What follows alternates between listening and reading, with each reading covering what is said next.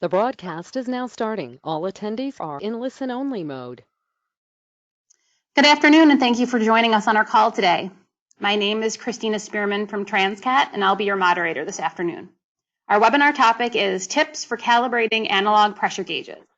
This topic is being presented by John Lopez from Fluke Calibration. John is responsible for Fluke Calibration pressure and gas flow sales for the Eastern United States. John started his career as an avionics technician in the U.S. Army. After leaving the service, he spent several years as an electronics technician, followed by over 10 years as an applications engineer at a digital avionics company. He has been with Fluke for 3 years in technical support and sales roles.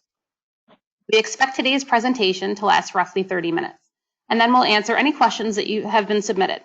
During any time during the presentation, you can send questions through the question box to the right in your webinar controls. I also want to mention this webinar is being recorded. Each of you will receive a follow-up email with a link to the recorded webinar and the slides of today's presentation. At this time, I'm going to turn the presentation over to John.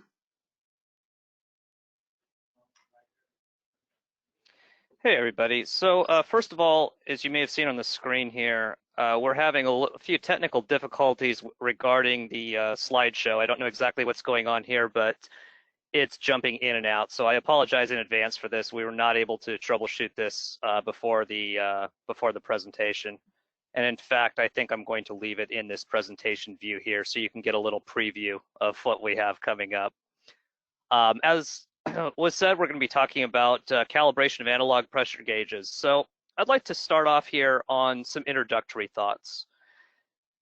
The biggest one here is that there's generally more than one way to get things done. And the best way, which is a question that I get from customers all the time, is hard to answer. It depends. There's many factors that go into the best approach, things like customers' budget, what their individual needs and capabilities are, and so on and so forth. So there's many different factors that I like to discuss, and I'd like you all listening to this to keep those factors in mind. In general, what's the best way to get your job done may not be the best way to get somebody else's job done. So let's start by talking about the calibration standards that you would choose. We'll start at a high level and kind of dig in. First things to think about are the pressure media, generally liquid versus gas. The next thing to think about is the pressure ranges of coverage that you need. And the third thing that I kind of think about is what is the accuracy, or some people call it the uncertainty, that's required for the application. In terms of pressure media, some things to think about here. Lower pressures are generally easier to achieve with gas media, so air, nitrogen. Higher pressures are generally easier to achieve with liquid media. But as always, the right choice here is it depends. So some things to think about. Can your devices tolerate liquid? So many low pressure devices can only be exposed to clean, dry gas media. If your devices can tolerate liquid, what liquids can they tolerate? Things going into a gas system may not be acceptable to calibrate with an oil, a hydrocarbon-based fluid. Can your calibration standards themselves tolerate liquid? A lot of the lower pressure portable calibration standards are pneumatic only, and they may work for a while with liquid media, but eventually they'll stop working. Lastly, mixed media is possible. Might require two standards or cleaning. So for instance, you might have a pressure gauge that you can calibrate with a fluid, but then it must be cleaned and dried before it goes back into service. All of these factors, as the other factors go here, interplay against each other. And so again, the best solution is to kind of sit down and sketch out what your requirements are. In terms of pressure range, so, of course, you need to go from whatever your low point is to whatever your high point is. Sorry about that.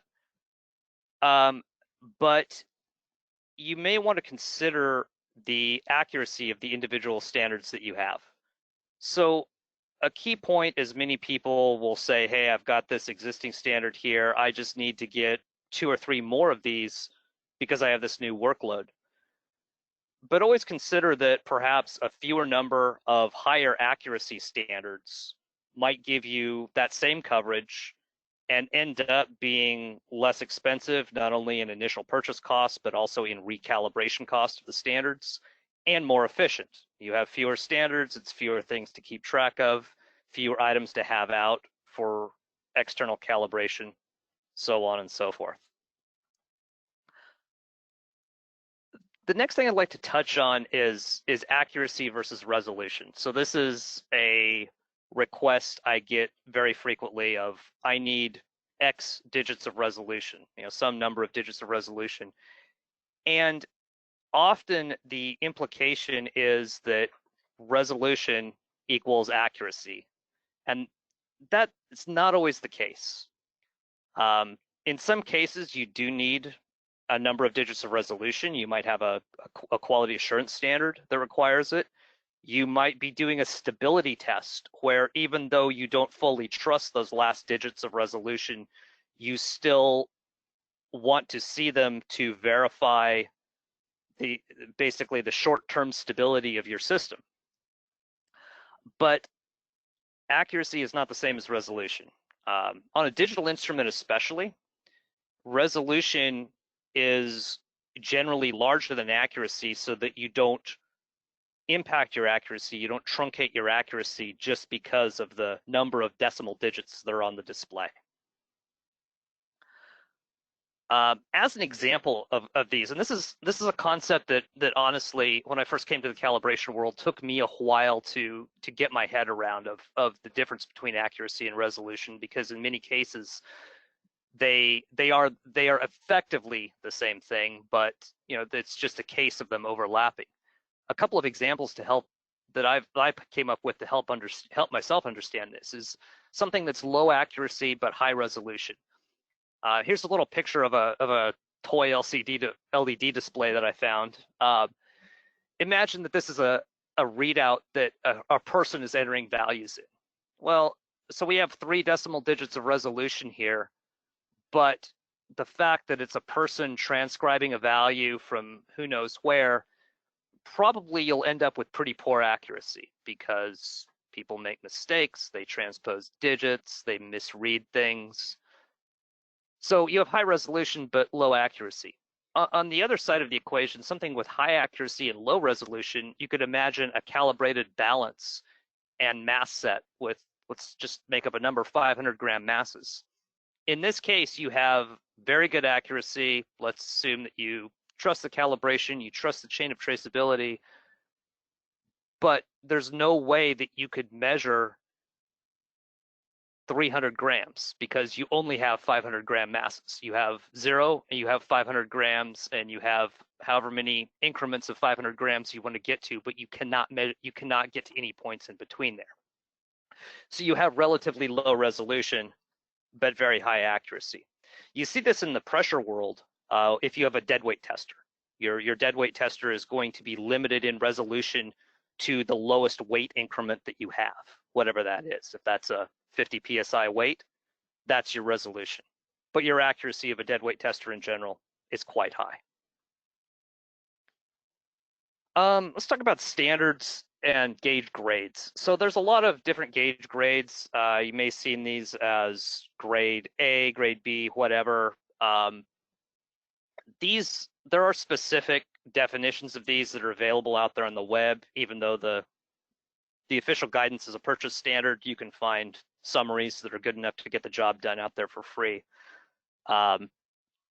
Generally expressed as either a percent of the full scale or as percents of sections of the gauge. Kind of the important takeaway here is that the middle of the gauge is more accurate, and you'll see as we get farther into the presentation why some details on why that is. In terms of calculating the exact accuracy you need, I generally take that most accurate number. So for a 323 gauge, it would be the 2% portion of it, and just use that and assume that the whole gauge is equivalent to that, at least while I'm for the purpose of assisting customers in calculating what standard they need. For the actual pass-fail criteria of the gauge, of course, you need to take the exact data into account to avoid false failures of gauges. But as a high-level approach, starting with the fact that you'd end up with a more accurate standard isn't a bad way to go. The other thing to think about is how the instruments are actually being used, how the DUTs are actually being used in the process. Very common to have an instrument that the technical data sheet says it has an accuracy of X, but in actual use, it's much less accurate. It doesn't need to be that accurate. A great example of this would be people that are doing burst testing or proof testing. You know, a common thing would be, I need this to be plus or minus 50 PSI. You know, they just need to know that they can get to a proof point and the thing being tested doesn't blow up. The fact that they might be using a 1% gauge, it may not really matter for what they're doing. So thus, again, if the QA process allows it, downrating the standard and calibrating the DUT to a lower standard may be allowed. That can be important because it can allow you to use existing standards or allow you to use a less expensive standard to get your job done.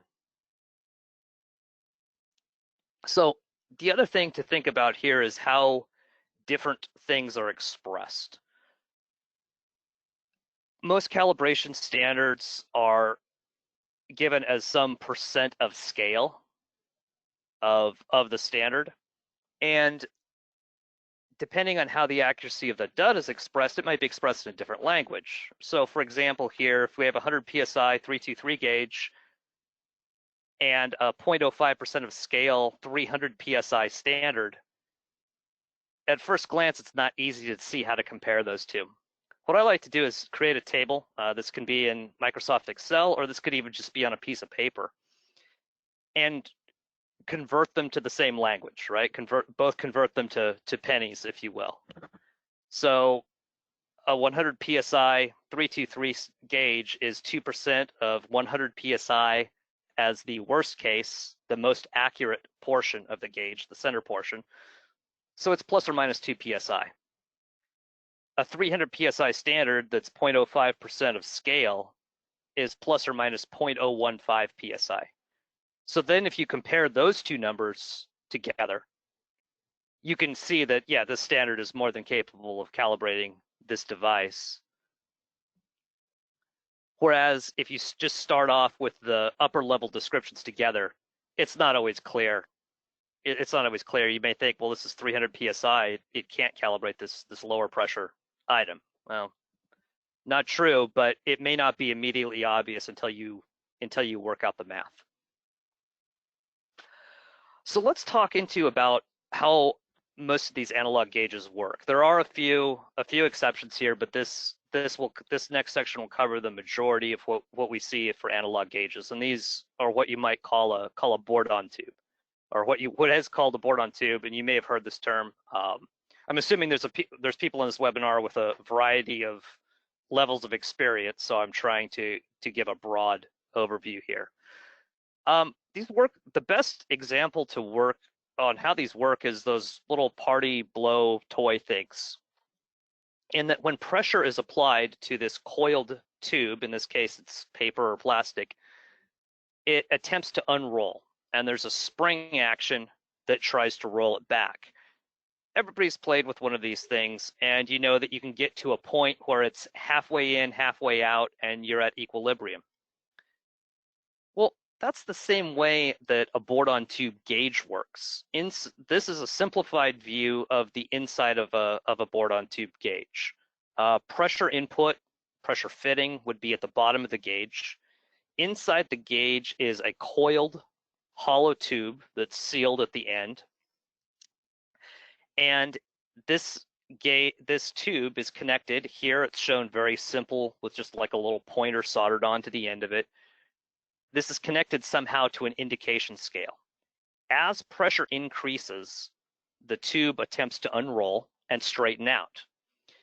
The spring action of the tube, it's made out of metal, attempts to contract, and so when you have a stable pressure, the indicator will be somewhere at some non-zero position on the scale. The tube is also generally shaped in cross-section so that it's somewhat flattened, and it will tend to contract as well, and that's part of the spring action. Now, in actuality, the linkage is a lot more complicated generally than what we saw in that prior slide. You generally have a series of mechanical linkages that drive a pointer. In addition, the Bourdon tube geometry can be more complicated. Some of you may have seen on the Fluke Calibration website or in some recent articles, we talk about the quartz Bourdon tubes that we have in some of our higher end instruments. We use at the root of it the very similar theory, but a Bourdon tube made out of quartz glass that is in a helical spiral and connected to a bunch of electronics that does more or less the same thing that we see here. Pressure's applied, tube attempts to unroll, and that measured force is then converted to a pressure readout. The fact that these analog Bourdon tube gauges are mechanically complex internally kind of leads into some of the next slides that we're getting to here. So these are some considerations for testing of these things. So, speaking of mechanical linkages, let's talk about some of the things that you can do and that you can see here that will affect the results of what you're doing.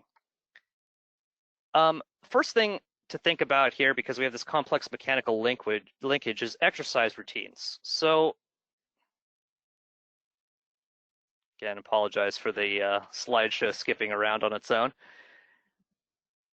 An exercise routine here, the quick definition, is taking the gauge from its low scale, let's assume it's vented condition, to its full scale and back. This can be done several times. It often is when people are doing exercise routines. And the reason why you do this is basically to free up that internal mechanical linkage and ensure that it's operating smoothly. You can imagine, if we skip back a couple of slides here, if you have a gauge that, although it has a full scale of whatever it is out here at the full scale, in its normal process, it only ever goes up to 3/4 of the scale. The mechanical linkage that would normally be engaged at the top of the scale may never be touched during its normal operation lifetime. And so if you want to calibrate it over the full scale, you might have a buildup of grease or gunk in here. The gauge may be stiff. You may have extra hysteresis that you normally wouldn't see. And so exercising can help smooth out some of these factors and get you to more consistent results for a calibration. So here's a great question. Is this required? And the answer, as I've said several times already, is it depends. Suppose you're doing a limited calibration. So going back to our example of this thing that only goes up to 3/4 scale, let's say that the gauge is on a limited cal where 3/4 scale is all that's ever needed and all that's ever expected. There's no calibration police that I can call and say, hey, you didn't exercise this gauge, therefore it's wrong. Your calibration is wrong. But your results will be different if you consistently perform exercise routines or consistently don't perform exercise routines. So that's one thing that I would take out of this, is that consistency of process does definitely affect the consistency of results. For good or for bad, you generally want consistent results. So having a consistent test method is very important. Another thing that is often done with analog gauges is what we call dithering. So basically just tapping on the gauge to help the indicator settle into a position. Again, back to envisioning our gear chain and our linkages, you may have some amount of backlash in the system, right? So as the gauge is is pushing on the gear train that drives the needle. The gears are engaged, and once the pressure's stabilized, maybe they disengage a little bit. So tapping on the gauge can help the needle settle into a more consistent position. Again, it's not required, so consistency of doing it or not doing it is important. So let's go back and talk about some standards here. So pneumatic standards, if you have a pneumatic standard or you're considering a pneumatic standard, in other words, one that uses gas or air, you can use this on devices that have been contaminated with liquids or particles, particulates, dust, whatever. But you have to consider whether or not you're going to contaminate your standard. Depending on the device, cleaning procedures can be challenging. So if we go back to one of these pictures of our Bourdon tube gauge, there's a fair amount of internal volume here that's not easily accessible or visible from the outside world. So you can do things like pump it up to full scale and depressurize it to try and drain it. You could flush it with solvent, et cetera, et cetera. But it's going to be tough to say that it's 100% clean, and 100% cleaning procedure is probably going to be pretty challenging in terms of, and time consuming especially. So yeah, you can have clean out procedures. Do you really want to go through those? Again, it depends, right? You can have an inline filter. Depending on the type of filter, this can create a pressure differential, right? So any sort of restriction in the pressure path between the standard and the device under test can create a pressure differential. It can be difficult to know if there's a pressure differential. The more restrictive the filter, the more impact on a pressure differential there will be. The lower the pressure in the system overall, the more impact that a filter would have. The more accurate you need to be against the device under test. So if a very accurate device under test, a restriction in the pressure path is going to cause problems more of the time. Allowing the system time to settle will help dissipate pressure differentials. It's hard to tell how long you need to let the system settle. You may be able to tell this from the device under test and how well it stabilizes. So, filters can be effective, but the takeaway point here is filters can create pressure differentials. Dropout traps or liquid traps where you are forcing the gas path generally down and then up again, some sort of 180-degree turn so that liquids and particulates hopefully drop out of the air. Keyword there being hopefully.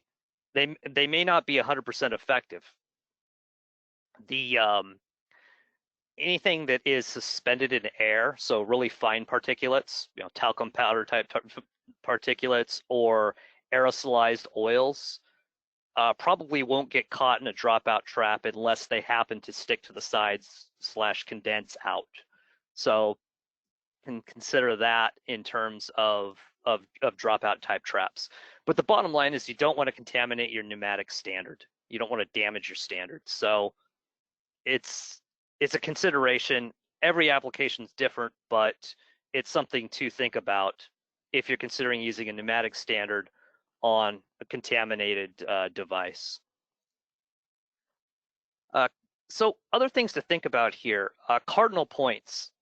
So it's much easier to set, when you're talking about an analog gauge that you're testing, it's much easier to set the needle to a specific point, let's say in this case, the 50 PSI point, and then take the reading from the standard, which let's assume is a digital standard or something else, like a dead weight tester that's very clear on what the reading is,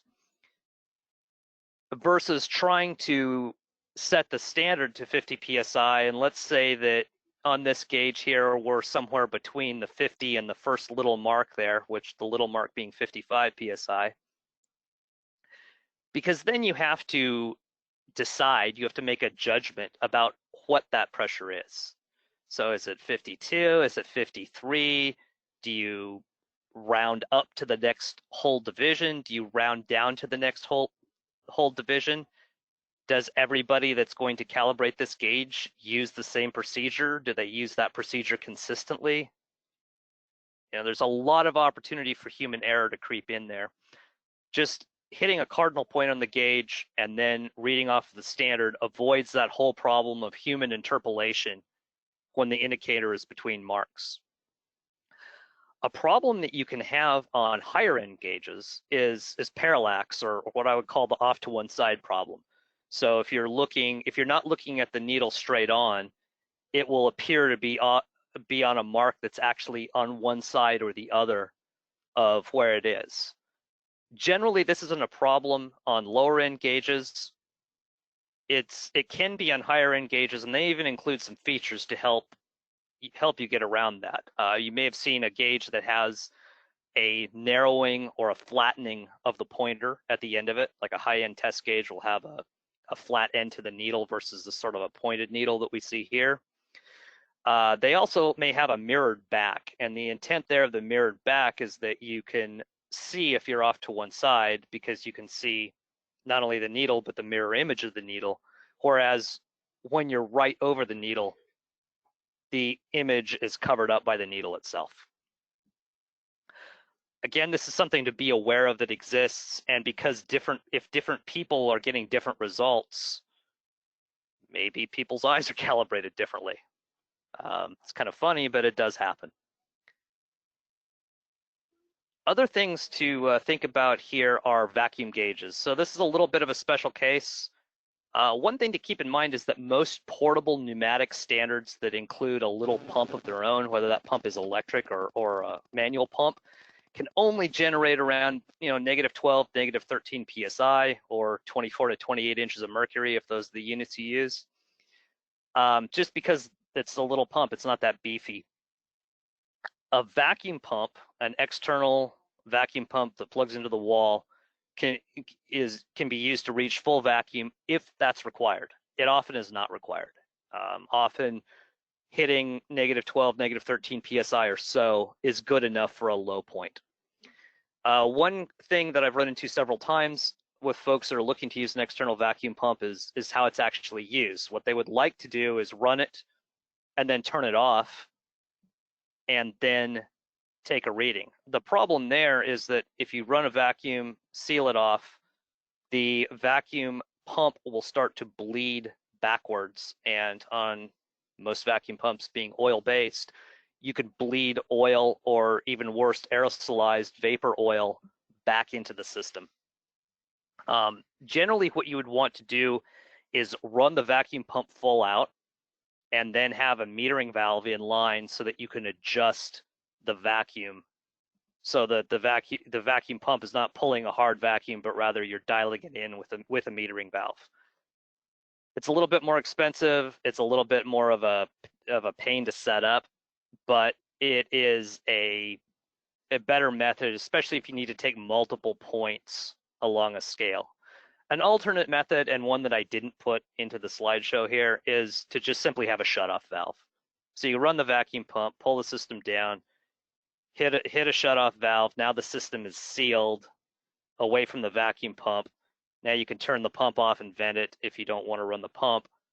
And then hopefully the valve is going to be leak-free enough that you can then take your calibration point. Vacuum leaks can be hard to troubleshoot, so again, running the vacuum pump is what I would tend to recommend. Another thing to think about are so-called adiabatic effects, or what I might call settling time. So, without going into too much of the theory behind this, changing pressure causes a change in temperature, which in turn causes a change in pressure. So what you see in a closed system, as many people have experience with, is that as you generate pressure and then stop generating pressure, you'll see pressure continue to rise and then fall off. And that's due to the thermal dissipation, due to these thermal effects dissipating. The bottom line is that a closed system of any sort here, and pressure will fluctuate some because of thermal changes. allowing a consistent settling time or having consistent stability criteria will help get more consistent results. There's other things that can be done, anything, especially at lower pressures. If there's environmental influences, you may be able to isolate the system from those. But keeping in mind that this does happen, and this will happen with any sort of closed system, is an important consideration. One sort of side note on here is that a deadweight tester, because it's what you might call a semi-closed system, is much less susceptible to adiabatic effects than any sort of system that is sealed by design. One of the last points I'd like to touch on here are digital gauges. So you come across a digital gauge and like, okay, what do I do here? How is this going to work with what I have? So generally have higher resolution than analog gauges, and back to what we talked before, resolution is not accuracy. But digital gauges often have equivalent or even better accuracy, and just as a consequence of the way that they're designed, they don't have all of the factors that this complex mechanical linkage brings to the table. So they might require a better standard, again, unless they're effectively being downrated by being used interchangeably with analog gauges. I have a number of customers who have a mix of digital and analog gauges, often because what they are doing is slowly replacing analog gauges with digital gauges as the analog gauges fail out. A couple of different considerations here if you're in this situation where you have a mix of devices, is that digital gauges, again, because of the nature of their construction, and I don't have time to talk through all of that here, but they generally have a much lower internal volume. So if you look into the business end of a digital gauge, you can often see the bottom, you can see the face of the pressure sensor itself. So they lack, that's because they lack that whole Bourdon tube setup, they lack the gear train. So they're often easier to clean out as a result of that, so that's a good thing. And then dithering and exercise have lesser effects, really almost no effect, because of the fact that there is a very, very, very tiny mechanical interface inside there that is almost always just a single piece of sheet metal, basically, that's the pressure interface, so that the mechanical considerations are almost nil with those. And that's all that I had here. Christina, did you have any questions from the audience? Yeah, thanks, John. That concludes our presentation portion of the webinar. We'll now move into the question and answer session. Just as a reminder, if you would like to ask a question, please send it through the question box in your webinar controls. Okay, there is a question about calibration frequencies. What is the normal frequency for gauges in use for utilities? Steam, air, water lines for supply, different kind of industrial machines.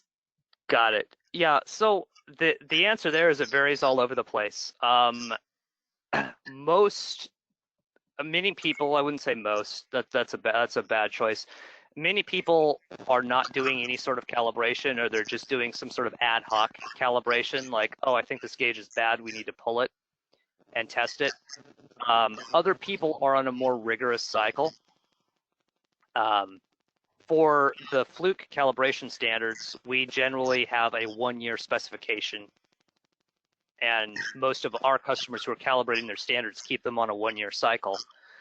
But the question of what's the best cycle time for me is something that's very much dependent on the use conditions of the instrument. So you could imagine an instrument that is under some sort of really rugged, heavy service that is susceptible to possible damage during normal operation might be on a much more frequent calibration cycle than the exact same instrument that lives its entire life in a climate-controlled laboratory environment. I don't have a hard and fast answer on that, because everybody's setup is different, and there may be even different requirements in different parts of the same organization, of the same plant. again, based on the service conditions.